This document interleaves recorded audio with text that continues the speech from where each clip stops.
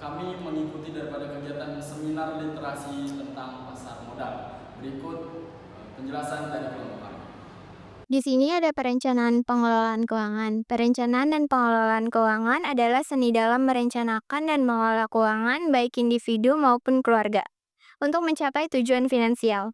Yang pertama itu ada keamanan keuangan, ditekankan pada pengelolaan arus kas, kredit, dana darurat, dan manajemen resiko, termasuk juga asuransi. Yang kedua ada kenyamanan keuangan, mencakup investasi, dana tujuan finansial, dana pensiun, dan dana penghasilan pasif. Yang ketiga ada distribusi keuangan, berhubungan dengan warisan dan hibah. Lalu di sini ada tujuan perencanaan keuangan. Tujuan ini membantu kita untuk menghadapi tantangan ekonomi dengan perencanaan keuangan yang bijaksana. Yang pertama yaitu mengalahkan inflasi. Tujuannya agar nilai uang kita tidak tergerus oleh kenaikan harga. Yang kedua ada meningkatkan aset. Tujuannya untuk mendapatkan penghasilan pasif dan mempersiapkan masa depan. Yang ketiga ada memiliki cadangan finansial. Tujuannya sebagai dana darurat untuk menghadapi situasi tak terduga. Selanjutnya ada budgeting rules. Untuk mencapai tujuan keuangan, kita perlu membuat anggaran. Ada banyak aturan budgeting yang bisa kita gunakan, seperti 3 aturan yang ada di sini. Yang pertama, 70/20/10, yaitu 70% untuk kebutuhan hidup, 20% untuk investasi, zakat dan pendidikan, dan 10% untuk tabungan atau cicilan. Yang kedua ada 50/30/20, yaitu 50% untuk kebutuhan hidup, 30% untuk keinginan, dan 20% untuk tabungan atau investasi. Yang ketiga ada 50/20/20/10, yaitu 50% untuk kebutuhan hidup, 20% untuk tabungan jangka pendek, 20% untuk tabungan jangka panjang, dan 10% untuk investasi. Oke, yang selanjutnya terdapat total kerugian akibat investasi bodong. Hingga Desember tahun 2023, total kerugian masyarakat akibat investasi bodong mencapai 139 triliun. Dalam waktu 5 tahun terakhir, data yang diambil dari Satgas Waspada Investasi. Angka ini menunjukkan betapa seriusnya dampak investasi ilegal terhadap perekonomian masyarakat. Ironi kesadaran investasi, di sisi negatifnya yaitu banyak masyarakat yang menjadi korban karena tergiur keuntungan besar tanpa memahami resiko. Sisi positifnya yaitu tingginya angka tersebut juga mencerminkan bahwa masyarakat semakin sadar akan pentingnya investasi meskipun mereka masih membutuhkan edukasi lebih lanjut. Edukasi untuk masyarakat, Satgas Waspada Investasi berperan aktif dalam memberikan informasi dan daftar entitas yang diduga ilegal. Orang awam dapat memeriksa legalitas investasi dengan mengunjungi website OJK atau menghubungi call center OJK di 157. Selanjutnya di sini terdapat contoh korban dari investasi bodong yang total kerugiannya sangat beragam mulai dari 2,3 miliar, 2,7 miliar, hingga 69 miliar. Selanjutnya tips cepat untuk mengecek investasi ilegal atau bodong. Yang pertama, janji pasti untung dan return tinggi.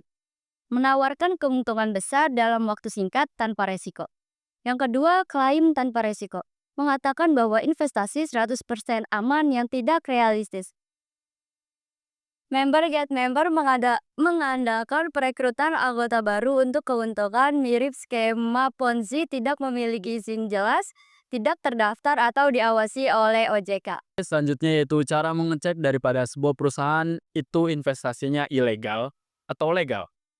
Itu bisa kalian hubungi dengan Halo OJK, yaitu dengan cara menelpon dengan nomor 157 atau dengan menghubungi email dengan nama konsumen@ojk.go.id atau dengan mengunjungi sebuah website yaitu dengan websitenya sikapiuangmo.ojk.go.id. Oke, selanjutnya yaitu pasar modal. Sebuah pasar modal merupakan tempat bertemunya perusahaan tercatat atau pihak yang membutuhkan dana jangka panjang. Adapun investor adalah pihak yang ingin berinvestasi pada instrumen finansial. Adapun transaksi dilakukan melalui instrumen surat berharga seperti yang pertama itu ada saham, yang kedua itu ada obligasi, yang ketiga itu ada reksadana. Pasar modal menjadi penghubung antara perusahaan yang membutuhkan pendanaan investor yang mencari sebuah keuntungan melalui investasi. Selanjutnya yaitu membahas tentang bursa efek Indonesia seperti MOL. Bursa efek Indonesia seperti MOL itu dapat diilustrasikan adanya investor sebagai pembeli, adanya anggota bursa sebagai pedagang, adanya emiten sebagai pemasok barang dagangan. Efek sebagai barang dagangan atau contohnya saham dan obligasi. Bursa efek memfasilitasi transaksi antara berbagai pihak sehingga berjalannya lancar dan juga terorganisir, layaknya pengelolaan seperti mall pada umumnya. Struktur pasar modal di Indonesia diawasi oleh Otoritas Jasa Keuangan atau OJK dengan 3 lembaga utama. Yang pertama, Clearing Penjaminan Efek Indonesia atau disingkat KPEI itu untuk memastikan keamanan dan penyelesaian transaksi. Yang kedua, Bursa Efek Indonesia itu untuk tempat perdagangan efek berlangsung. Yang terakhir, Kustodian Sentral Efek Indonesia menyediakan layanan penyimpanan efek dan penyelesaian transaksi. Lalu, struktur pendukung lainnya meliputi perusahaan efek, contohnya seperti penjamin emisi, manajer investasi, perantara perdagangan efek. Yang kedua, lembaga penunjang, contohnya kustodian, biro, administrasi efek, awali amanat, dan pemeringkat efek. Profesi penunjang, akuntan, konsultan hukum, penilai, notaris. Emiten, contohnya seperti perusahaan publik dan reksadana. Yang terakhir, pemodal, contohnya itu institusi dan retail. Instrumen investasi di pasar modal yang pertama ada saham yang terdiri dari 938 perusahaan tercatat. Kedua, bersifat kepemilikan.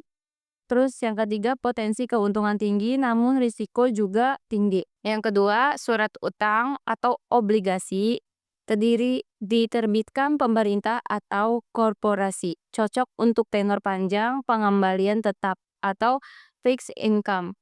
Yang ketiga ada reksadana atau ETF, itu berisi kombinasi saham, obligasi, atau pasar uang. Lalu dikelola oleh manajer investasi dan dapat dibeli dengan nominal mulai dari harga 10.000. Tips memilih investasi yang cocok untuk pemula. Yang pertama itu kita sesuaikan dengan budget. Jangan memaksakan investasi jika dana tidak mencukupi. Yang kedua ada self-assessment atau evaluasi diri. Yang harus dilakukan adalah kenali profil risiko Anda karena setiap orang memiliki toleransi risiko yang berbeda. Yang ketiga, tentukan tujuan investasi. Dimulai dengan pertanyaan mengapa. Jika memerlukan hasil besar dalam jangka panjang, pilih instrumen dengan potensi imbal hasil lebih tinggi. Selanjutnya saya akan menjelaskan posisi risiko perusahaan. Pada slide ini kita akan membahas tentang profil risiko dari berbagai perusahaan. Seperti yang kita ketahui, setiap perusahaan memiliki tingkat toleransi risiko yang berbeda-beda. Tingkat toleransi risiko ini akan mempengaruhi keputusan investasi dan strategi bisnis perusahaan. Penjelasan grafik. Grafik di atas menggambarkan 4 kategori posisi risiko perusahaan, yaitu yang pertama, sangat konservatif. Perusahaan dengan kategori ini sangat menghindari risiko. Mereka mengutamakan keamanan modal dan pertumbuhan yang stabil. Yang kedua, konservatif. Perusahaan ini cenderung lebih berhati-hati dalam mengambil risiko, namun tetap terbuka pada peluang investasi yang moderat. Yang ketiga, moderat. Perusahaan dengan kategori ini memiliki tingkat toleransi risiko yang seimbang. Mereka berani mengambil risiko yang lebih besar untuk mencapai pertumbuhan yang lebih tinggi. Yang keempat, agresif. Perusahaan kategori ini sangat agresif dalam mengambil risiko. Mereka tidak keberatan dengan fluktuasi pasar yang tinggi demi meraih keuntungan yang maksimal. Selanjutnya saya akan menjelaskan daftar perusahaan. Pada slide ini kita dapat melihat daftar perusahaan-perusahaan besar di Indonesia yang dikategorikan berdasarkan profil risikonya. Beberapa perusahaan yang familiar seperti BCA, BRI, Telkom, dan masih banyak lagi termasuk dalam daftar ini. Kesimpulannya, pasar modal merupakan kegiatan yang berhubungan dengan penawaran umum dan perdagangan efek. Perusahaan publik yang berkaitan dengan efek yang diterbitkannya, serta lembaga dan profesi yang berkaitan dengan efek. Pasar modal menyediakan berbagai alternatif bagi para investor selain alternatif investasi lainnya seperti menabung di bank, membeli emas, asuransi, tanah, dan bangunan. Pasar modal bertindak sebagai penghubung antara investor dengan perusahaan maupun institusi pemerintah melalui perdagangan instrumen melalui jangka panjang seperti obligasi, saham, dan lainnya. Itu tadi penjelasan daripada hasil kegiatan seminar literasi pasar modal yang kelompok kami jelaskan. Kurang lebihnya kami mohon maaf. Wassalamualaikum warahmatullahi wabarakatuh.